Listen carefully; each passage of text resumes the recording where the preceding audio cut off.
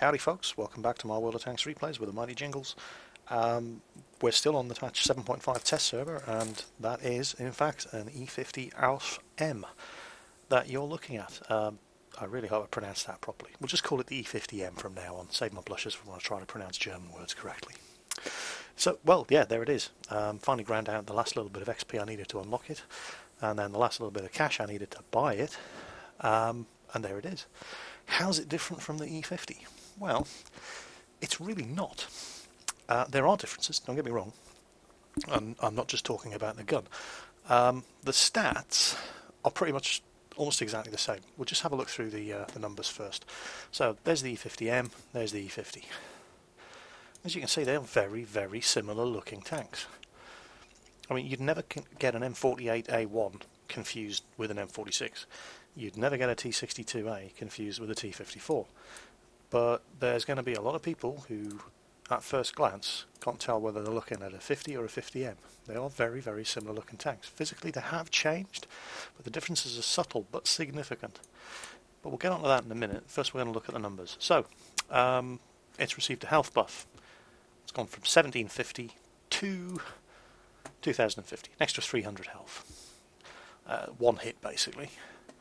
Pretty much still weighs the same. In fact, it weighs exactly the same, and it has exactly the same engines.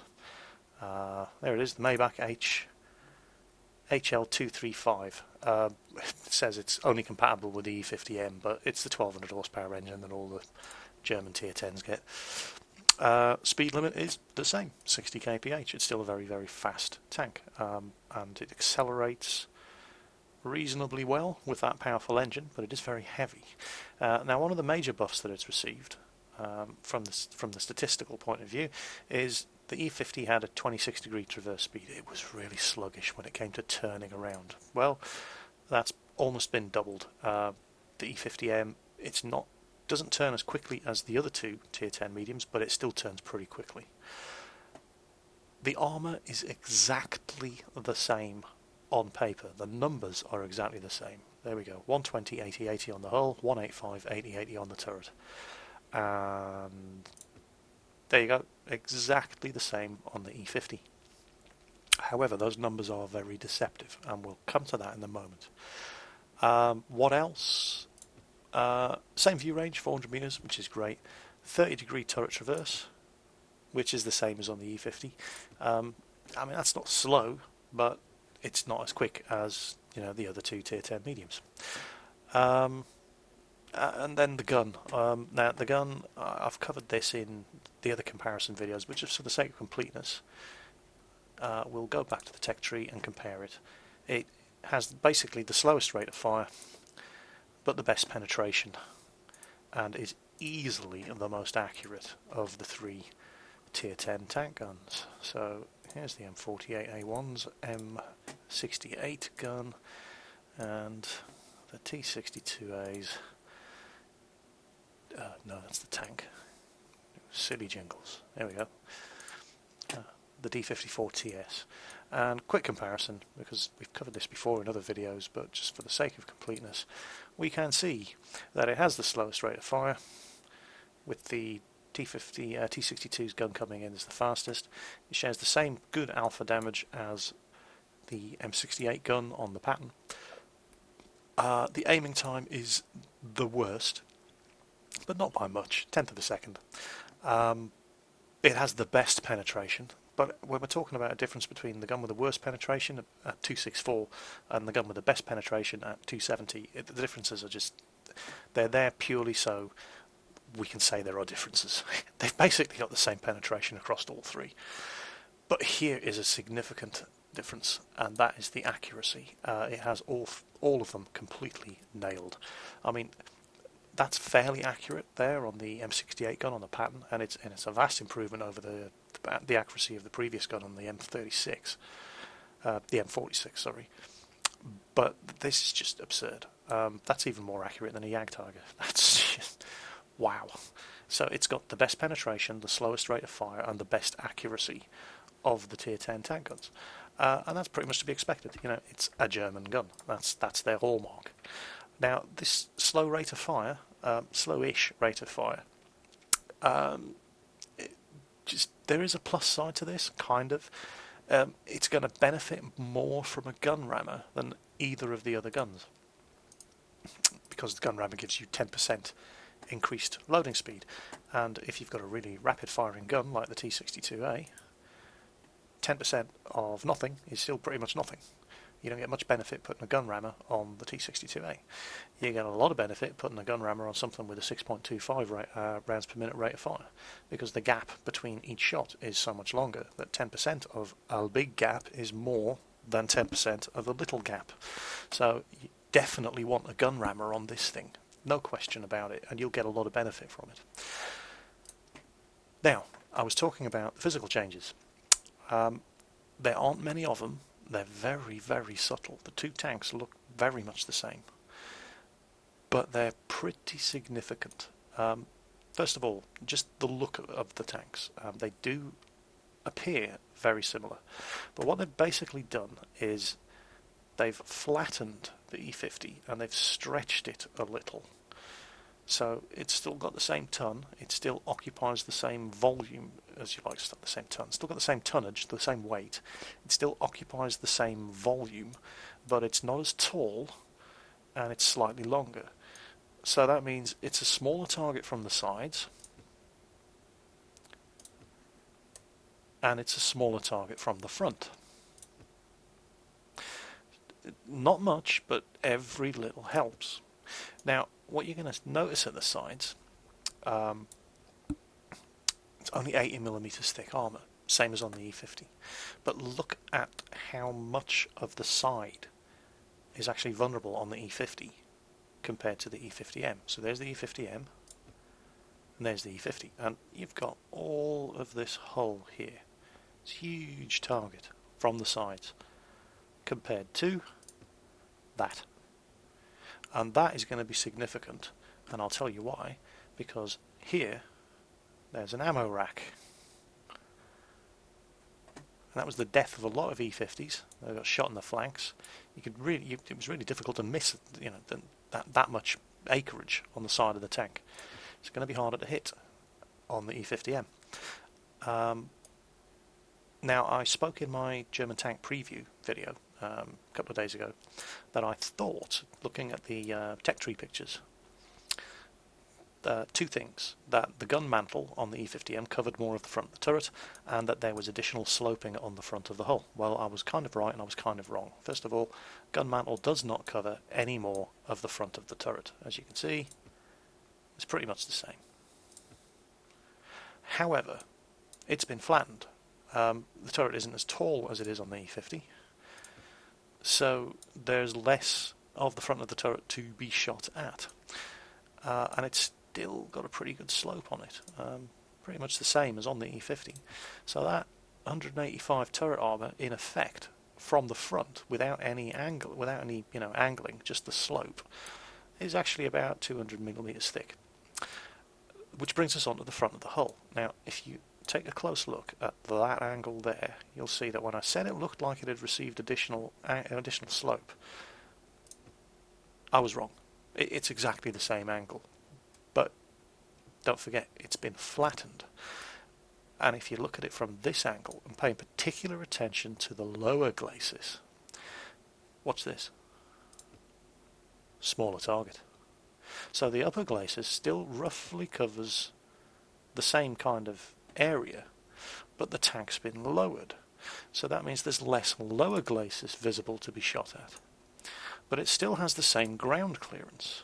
So that means that the angle of the lower glacis has been steepened. Watch. See that?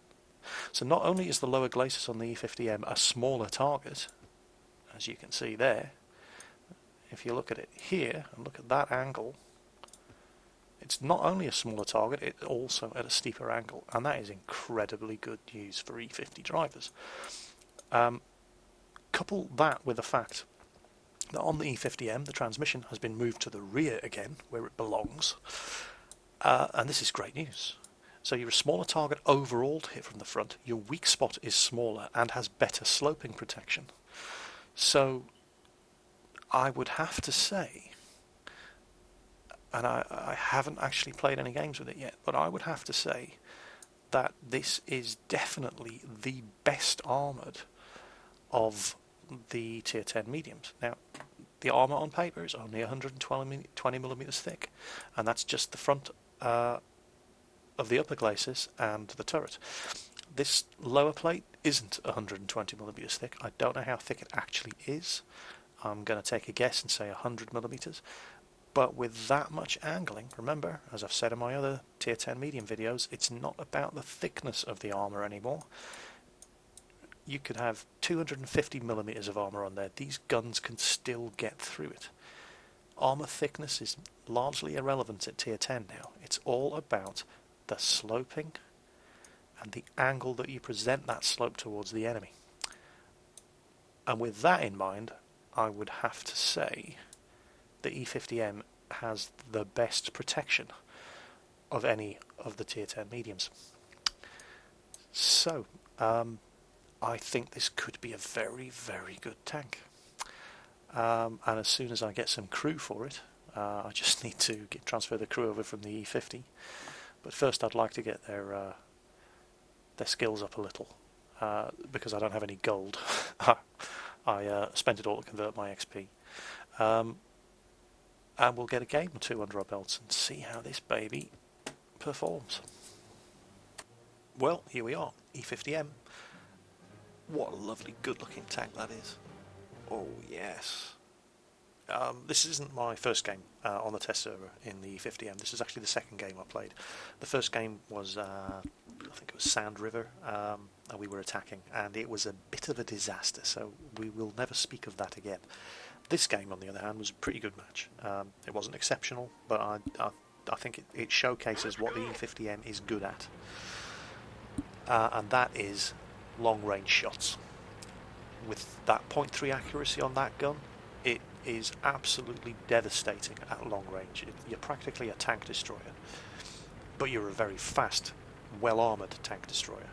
And we're going to see just what you can do with this tank and that gun in the right circumstances. But it's still more than capable of going toe-to-toe with the tier 10 heavies and bouncing shots. And we're going to see that too.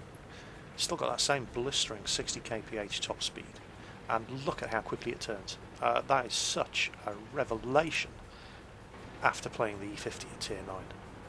It turns so much faster, and the gun, well, watch him use a repair kit. There, that was a waste.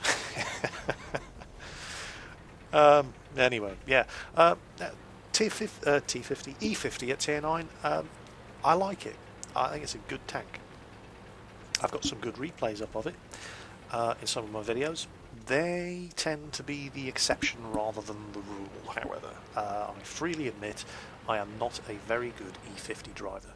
Now, how should you be playing the E-50M? Well, however you're currently playing your E-50, if you're doing well, keep on doing whatever it is you're doing, because they are pretty much the same tank. The E-50M is just, well, it's not smaller, I mean it's still a big tank, but it's a smaller target from the front and the sides. I love when I'm fighting against E-50s and I get shots in them from the flank. I love putting shots in their big fat asses from the side and knocking out their engines, setting them on fire. It's such a huge target, it's practically impossible to miss. Not the case in this thing. It's a much lower profile, and the target area towards the rear of the tank from the side is just harder to hit. It's just smaller. And I tended to play my E-50 as a brawler, and this is probably a mistake. Although, you know, I'm sure there are people out there who play the E-50 as a brawler and have great success doing it. And if that's the case, and that's what you're used to, by all means continue doing it in the E-50M. It's even better because it has a faster turning rate and a better gun. However, oh, right, watch this. Now, this is what I'm talking about. Look at how quick this thing is, and watch how it turns. Now, there's a couple of things I want to show you here. First, the speed and the manoeuvrability, and the bounciness of that frontal plate if you show it at the right angle. So I come around this corner really quickly and I'm trying to shoot that Jagdtiger in the ass. Now I don't know it, but there's a tank destroyer over there who's about to hit me. Now watch this. Here comes the shot. Bang. There. You see that? Bounced off the front plate. That was the IS-4. I got hit by some tank destroyer or other over there. He's the one who actually blew my tracks off. The IS-4, and the IS-4 has a great gun. Well, all he managed to do was leave a dirty mark on my paintwork. Like I said, it's not about the thickness of your armour anymore. It's about the sloping of the armour and the angle that you present that slope towards the enemy guns. And this was quite unlucky. It should have killed him.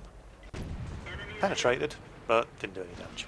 Probably killed his driver or something like that. Anyway, so yeah, I tend to play the E50 as a brawling tank, and it's probably, well, I'll tell you a story. A couple of days ago, I'm on the E50 on Redshire on the live server, grinding XP to be able to buy this thing when it comes out in 7.5, and I decided I was going to play it as a sniper. Rather than getting stuck in. There were other tanks on the team that were much better at brawling than I was, and I thought, well, the enemy team have got a lot of tank destroyers, we don't, I'll play it as a sniper. And I scored my personal record for damage done in a game. It was just short of 7,000 damage caused in one match, and I'm sure there are people that have done more than that, but that was a bit of an eye-opener for me. Shooting enemy tanks at long range with this thing and just not missing and penetrating all the time. I mean, I started the game up and I thought, oh, I seem to have 19 rounds of high explosives and only 29 AP. No problem. I'll never go through 29 rounds of AP in one game. Famous last words. Towards the end of the game, I was shooting high explosive. And I think, could be wrong, but I think if you're playing the E-50M primarily as a long-range, quick relocating sniper, but with the ability to get stuck in, angle your armour and bounce shots, if required, I think you're going to do very, very well and really have a lot of fun with this tank. Looks like that one went right through. I mean, look at this. Enemy is hit. Now I fired, I think, we'll just check the statistics screen at the end of the game. I mean, the majority of these shots fired were all at 400 meters range. 12 fired, one hit one missed, 11 hit the target. The one that missed was actually practically point blank range, snapshotting at that Jagdtiger from behind. I actually hit the wall beside him, which is kind of bizarre. Every single shot I fired at 400 meters hit, penetrated, and did damage. It's such a good gun, and you know, if you have a tank that is really good at doing a thing, you should aim to put it in situations where it's doing that thing most of the time. If you're in a T-54, you know, it's really good at brawling. You want to be brawling in a T-54. Now you can brawl in the E-50M, but it's so good at long-range sniping. Now, it's just so incredibly good at long-range sniping. I genuinely feel that that is where this tank is going to excel, but still having the capability of getting stuck in and brawling should the situation demand it. But it's not really playing to the tank's strengths if you're doing that all the time. If it's all possible, you should probably be trying to hang back and put the accuracy of that gun and its penetration and its great alpha damage to good use. That's probably the way I'm going to end up playing it. Your mileage may vary, but to me that seems the logical way to play this tank. I think this is my favourite of the 3 tier 10 mediums. I'm not going to come out and say it's the best, because you know, different drivers, different tanks. They certainly all have a role on the battlefield. The T62A is also quite accurate, but it seems to, like the T54, feels like it's better for brawling. The Pattern 3, the M48, kind of feels much like the pattern to be a happy medium between the Russian and the German tank. It can brawl, but with the accuracy buff to the gun over the M46 pattern, it can snipe as well. It can pretty much do everything. Great gun depression, very very good. Nice bouncy turret. It's just a good all-rounder tank. The E-50M can brawl, kind of wasting its potential if that's all you're doing in it. That gun is best at long range, punishing enemy tanks that expose themselves. And again, with the ability to get in close and do the knife work if it has to. All three of them, great tanks. Personally, I think this is the one for me. Although I'll probably get all three, but I think I'll be getting this one first. So that was the E-50M on the test server. I hope you saw enough of what it can do to be able to form your own opinion regardless of what I say about it. And I hope you enjoyed the video. So I'll catch you next time.